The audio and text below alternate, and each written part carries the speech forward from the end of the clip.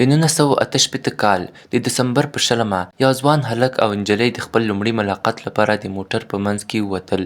هغوی غوښتل لږ شخصي وخت ولري، نو موټر یې د کالیفورنیا د هرمن لیک خواته تاو کړ. په موټر کې 14 کلنه بیټي لو جنسن او 18 کلن ډیوډ فیرادي ناست ول. دوی دواړو هیڅ اټکل نه کاوه چې یو نااشنا کس یې تعقیبوي.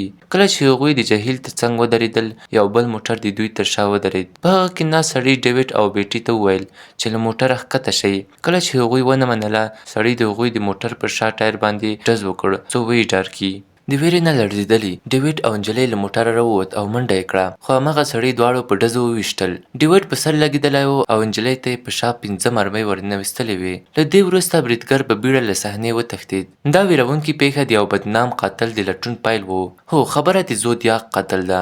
زودیاک قاتل د 20مې پیړۍ له تر ټولو ویرونکو قاتلانو څخه و. د 1980 او 90 کلونو ترمنځ د هغه وحشتناکو حملو د سان فرانسیسکو ټول ښار په ویره کې ساتلی و. هغه په ورځپاڼو او پولیسو ته لیکونه استول، د خپلو وژنو نه به یې نخرې کولې او حتی داسې معماګانې به یې ورلېږلې چې ګواکې د حل کولو لپاره یې سرنخونه دي. له لومړیو 2 وژنو وروسته هغه 6 میاشتې چوپ پاتې شو، خو بیا یې بیرته بل قتل وکړ. د 1989 جولای په 4مه چې د امریکا د ازادۍ ورځ ده، 18 کلنه دارلین فیرین او 14 کلن مایکل ماجو د اور لوبو د اخیستو لپاره بهر وتل. هغوی ولیدل چې یو نااشنا موټر یې تعقیبوي، نو د خلاصون لپاره یې د بلو راک سپرینګز پارکینګ ته ننوتل. هغوی لاړل، خو هغه نااشنا کس یې بیا هم تعقیب کړ او د هغوی شاته په پارکینګ کې ودرېد. په لومړي سر کې هغه خپل موټر د دوی تر څنګ ودراوه، خو څو ثانیې وروسته یې بیرته موټر شاتګ کړ او لاړ. دا په لیدو دارلین او مایکل لږ ساه واخیسته، خو دا آرام ډېر دوام ونه کړ. د نااشنا موټر بیرته راستون شو. دا ځل یې د دوی مخ ډب کړ او د شا خواته ودرېد. له موټره یو سړی ښکته شو، په لاس کې یې پیاوړی څراغ و او د دارلین او مایکل پر مخ یې ونیو. په لومړي سر کې هغوی فکر وکړ چې کیدای شي دا پولیس وي، خو په اصل کې زودیاک قاتل و. هغوی دواړه په ډزو وویشتل شول او بریدګر سمدستي خپل موټر ته کېناست او وتښتېد. دارلین په همغه ځای کې مړه شوه، خو مایکل ژوندی پاتې شو. که څه هم سخت ټپي و، لږ وروسته 3 نږدې ماشومان پولیسو ته زنګ وواهه. مایکل د قاتل مخ لیدلی و او د همدې له امله وروسته پولیسو د هغه سکیچ جوړ کړ. د دې پیښې تر ټولو حیرانوونکی اړخ دا و چې همغه ورځ د نیمې شپې شاوخوا 12:40 بجې والخو پولیس ډپارټمنټ ته د یوې ټلیفون کابینې نه نااشنا کس زنګ وواهه. مخکې له دې چې څه ووایي زنګ یې قطع کړ. دا د پولیسو لپاره د زودیاک قاتل لومړنی ټلیفون و. نږدې 1 میاشت وروسته د 1989 د اګست په لومړۍ نیټه زودیاک قاتل 3 بېلابېلو ورځپاڼو ته لیکونه واستول. په لیکونو کې د هرمن لیک او د بلو راک سپرینګز پارک د وژنو مسؤلیت په غاړه یې واخیست. د دې لپاره چې ثابت کړي رښتیا ووایي، هغه داسې جزئیات ورسره شامل کړي وو چې یوازې پولیس پرې خبر وو، لکه د مرمیو ډول څو ډزې شوې وې او قربانیان کوم کالي اغوستي وو. د لیک ترڅنګ زودیاک یو رمز لرونکی پیغام هم واستاوه او غوښتنه یې وکړه چې دا سبا ورځپاڼه کې خپور شي. هغه تهدید ورکړی و که دا پیغام خپور نشي نو هغه به نور کسان ووژني. دا رمزي لیک د استخباراتي ادارو ته د حل لپاره وسپارل شو، خو لومړی څوک نشو ماتولی. بل سبا چې کله دا کوډ د ورځپاڼو په مخ کې خپور شو، د سان فرانسیسکو یو میړه او ښځه په همغه ورځ مات کړ. په هغه کې داسې لیکل شوي وو: دا کار ډېر خوند لري، تر وحشي حیواناتو ښکارولو هم ډېر خوند لري، ځکه چې انسان تر ټولو خطرناک کار دی. په سایفر کې هغه دا هم لیکلي وو چې دی پر آخرت باور لري او هغه کسان چې وژني د مرګ نه وروسته به دوی د هغه غلامان وي. د ورځپاڼو د لیکونو له استولو وروسته 2 میاشتې چوپتیا وه، خو بیا زودیاک قاتل د یوې نوې پیښې سره راڅرګند شو. د 1989 د سپتمبر په 20مه د پوهنتون یو هلک او نجلۍ د بریسا جهیل څنډې ته د پکنیک لپاره ناست ول. براین هارټنیل او سیسیلیا شپارټ ولیدل چې یو سړی د هغوی په لور روان دی. هغه یو ماسک اغوستی و چې د زودیاک نښه یې پرې وه. کله چې هغه ورنږدې شو، زودیاک وسله راویستله او د هغوی نه یې پیسې او د موټر کیلي وغوښتې. براین یوازې 75 سنټه لرل، هغه یې وسپارل او ورسره یې د موټر کیلي هم ورکړې. همدومره ټول څه یې لرل. هغه براین ته د موټر کیلي ورکړې او دواړو یې لاسونه پر رسۍ وتړل. په داسې حال کې چې پر دوی ټوپک نیولی و، بیا یې چاړه راویستله او څو ځله یې ووهل. داسې فکر یې کاوه چې دوی دواړه مړه شوي دي. د زودیاک قاتل بیرته موټر ته لاړ. پر موټر یې د پیښې ځای، نیټه، وخت او هغه وسله یې ولیکله چې کارولې وه او بیا یې تېښته وکړه. لږه شېبه وروسته یو ماهي نیونکی راغی او دواړه یې په زخمي حالت کې وموندل. هغوی لا ژوندي وو. روغتون ته یې یوړل، خو سیسیلیا د خپلو ټپونو له امله ژوندۍ پاتې نه شوه او مړه شوه. په داسې حال کې چې براین ژوندی پاتې شو او وروسته یې پولیسو ته خپله وینا ورکړه.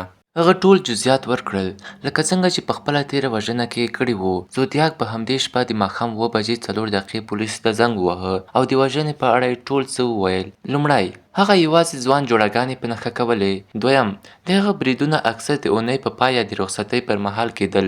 دریم هغه د شپې ناوخته یا د ماښام پر مهال چې لږ رڼا پاتې وه برید یې کاوه. څلورم هغه هر ځل په ویاړ سره د وژنې مسؤلیت اخیست داسې لکه د چارواکو پر وړاندې چلنج وغورځوي. او پنځم ډېرې وژنې هماغه ځای کې ترسره کېدې هغه ځایونه چې زودیاک پکې ډزې کولې عموما د ځوانانو د میلې کولو ځایونه وو. شپږم کله چې خلک په موټرو کې وو. اوومه بڼه دا وه چې زیاتره وژنې د اوبو ترڅنګ کېدلې. اووه بڼې دا ښودله چې ښایي زودیاک د زړه له ماتې سره مخ شوی وي یا د ښځو سره یې سخت کرکه لرله، ځکه په وروستیو 3 حملو کې له 2 سره هلکان ژوندي پاتې شوي وو. خو پولیسو ته نه وه معلومه چې زودیاک راتلونکي هدف به دا بڼه مات کړي. یوازې 2 اونۍ وروسته د 1989 د اکتوبر په 11مه زودیاک د پاول سټاین په نوم یو ټکسي چلوونکی ودروه. شاوخوا د شپې 9:10 ول. هغه ورته وویل چې د پریزیډیو هایټس په ماپل سټریټ کې ودروي. کله چې ډرایور منزل ته ورسېد زودیاک لومړی تر موټر تم کېدو پورې صبر وکړ. بیا یې پاول سټاین ته له ډېرې نږدې څخه ډزې وکړې. له دې وروسته زودیاک له موټره ښکته شو. د مخې پرنځه د سپرلۍ څوکې ته کېناست او د پاول د کالي یوه ټوټه یې پرې کړه چې له ځان سره یې یوسي. د دې وژنې پر مهال د نږدې ودانۍ له 2م منزل څخه 2 ماشومان هر څه ولیدل. هغوی سمدستي پولیسو ته خبر ورکړ. پولیس سمدستي ماپل سټریټ ته روان شول. پر لاره یې د زودیاک سره مخامخ شول خو هغه د دوړو په منځ کې روان و. پولیسو د تور پوستکي سړي لټون کوه نو ځکه یې د زودیاک شک ونه کړ ځکه چې هغه تور نه و. پولیسو زودیاک ودراوه او ترې ویې پوښتل چې هلته یې کومه مشکوکه پیښه لیدلې ده که نه. زودیاک ورته وویل چې په بلې کوڅې کې یو سړی ګرځي او وسله ښوروي. پولیسو سمدستي هغه لوري ته روان شول خو که مامورانو له موټره ښکته شوي وای او زودیاک ته یې نږدې کتلي وای نو د هغه د کوټې په سر به یې د وینو داغونه لیدلي وای. یو ځل بیا زودیاک وتښتېد خو پولیس ته د پاول سټاین له موټره یو مهم سرنخ په لاسه ورغی. هغوی د زودیاک ګوتې نښې پیدا کړې خو ورځې وروسته زودیاک یو ځل بیا ورځپاڼو ته لیکونه واستول او د پاول سټاین د وژنې ټول جزئیات یې ورکړل. ورسره یې د پاول سټاین د کورتۍ یوه ټوټه هم د ثبوت په توګه واستوله.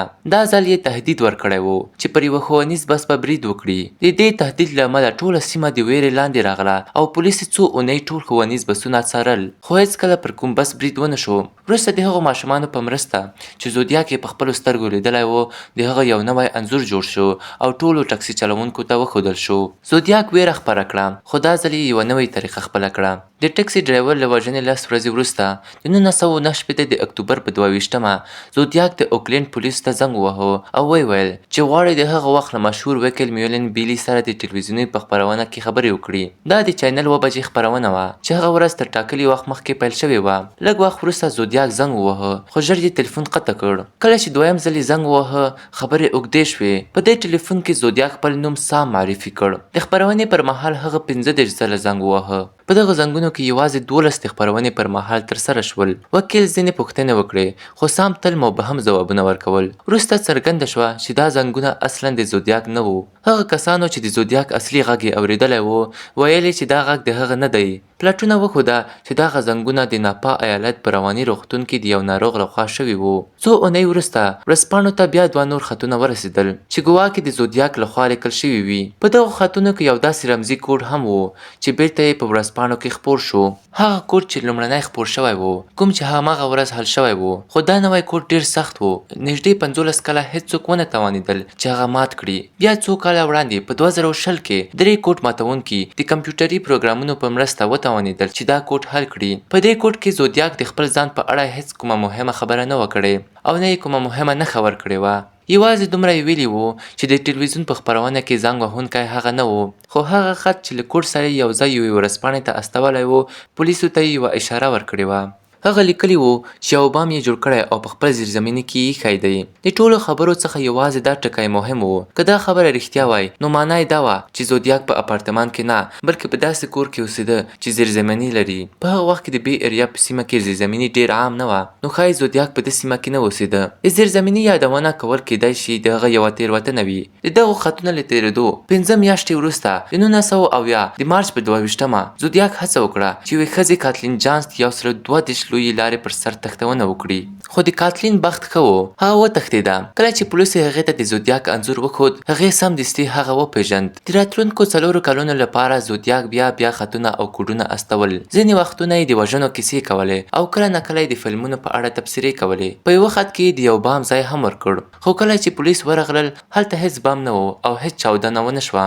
د هغه وروستی خط د 1904 د جنورۍ پر 30مه ورسېد چې پکې د خپلو وژنو شمېر داسې لیکلی و: زه 27 SFBT 0. معنا یې دا وه چې هغه ادعا کوله 27 کسان یې وژلي، په داسې حال کې چې د سان فرانسیسکو امتیاز 0 دی. زودیاک د سان فرانسیسکو پولیسو ته 0 نمره ورکړې وه، خو پولیسو وویل چې هغه د وژنو شمېر ډېر لوړ ښیي. د هغوی په وینا په رښتیا سره د هغه په طرز ترسره شوې وژنې یوازې 5 دي. د زودیاک د چلند او د وژنو طریقې ژورې څېړنې وروسته پولیسو ته او نورو ادارو لکه احصایې دې پایلې ته ورسېدل چې زودیاک یو عادي کس نه و، بلکې د پوځي کچې پوهه یې لرله. د جرم په ځای کې چې کومې د پښو نښې موندل شوې وې، هغه د وینګ واکر په نوم د بوټانو وې، کوم چې زیاتره یوازې په پوځي پلورنځي کې پیدا کېدل. ښایي هغه د کریپټولوژي او کوډونو په برخه کې هم تجربه لرله، کوم چې ښایي د پوځ په دوران کې ترلاسه کړې وه. هغه وخت کې زودیاک قاتل ټوله امریکا د ویرې لاندې راوستې وه او ډېر شهرت یې پیدا کړی و. په همدې منځ کې ګڼ شمېر خلکو ځانونه د زودیاک قاتل معرفي کړل، یوازې د دې لپاره چې پام ځان ته راولي. چې دا کار د اصلي زودیاک په موندلو کې د پولیسو دنده لا ډېره ستونزمنه کړه. په لومړي سر کې پولیسو ته په آرتور لی الن شک وکړ. د هغه پر ضد کافي شواهد موجود وو. لومړی دا چې هغه پوځي سابقه لرله او دویم د هغه سره داسې څه موندل شوي وو. هغوی د هغه یو ساعت وموند چې ورباندې زودیاک نوم او ځینې سمبولونه لیکل شوي وو، خو نه د آرتور د لاسلیک بڼه د زودیاک له لاسلیک سره سمون درلوده او نه یې ګوتې نښې ورته وې. څو کاله د پولیسو تر څارنې لاندې تېرولو وروسته هغه په 1992 کې مړ شو. د پولیسو دویم شکمن کس ریچارډ کایکوسکي و، ځکه هغه په څېړنه کې د زودیاک سره ورته و، خو بیا هم د هغه لاسلیک او ګوتې نښې د زودیاک سره سمون نه درلود. په ټولنیز ډول پولیسو شاوخوا 50 کسان د شک پر بنسټ ونیول، په هیڅ چا کې داسې بشپړ ځانګړتیا نه وې چې د زودیاک پروفایل سره برابر شي. دغه کیسه تر هغه حده شهرت پیدا کړه چې ښایي دومره ارزښت نه درلود، خو د زودیاک قاتل اصلي پیژندګلوي تر نن ورځې هم یو راز پاتې ده. هغه څوک و، ولې دومره خلک ووژل او د هغه له ټولو کیسو هره خوا د هغه اصلي انګیزه څه وه. هیله کوم چې دا ویډیو مو خوښه کړې وي او ډېر یې شریکه کړئ. د ستاسې د ښایست تبصرې څخه ډېره مننه. په راتلونکو زړه راښکونکي ویډیو کې به بیا سره ګورو.